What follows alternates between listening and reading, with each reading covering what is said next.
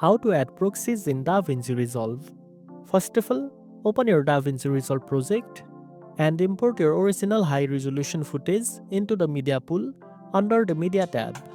You need to start with this because proxies are linked to these original files.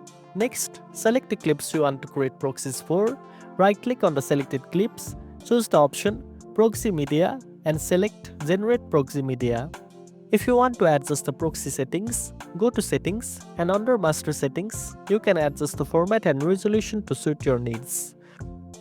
Under Proxy Media Resolution, choose either half resolution or quarter resolution depending on how much performance boost you need during editing. This allows smoother playback and faster timeline scrubbing without affecting your final export quality. Under Proxy Media format, you will find several options. You can choose the quality as you need. For smoother editing, it's best to select a lower resolution depending on your system performance.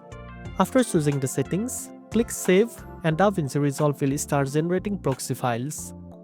This process might take some time based on the size and number of clips, so be patient. The proxies are automatically saved and linked to your original footage, so when you switch between proxy mode and full resolution, the software swaps to files seamlessly. And that's it. Now you know how to add proxies in DaVinci Resolve. If you found this video helpful, don't forget to like, share and subscribe for more tech tips. Thanks for watching and I'll see you in the next one.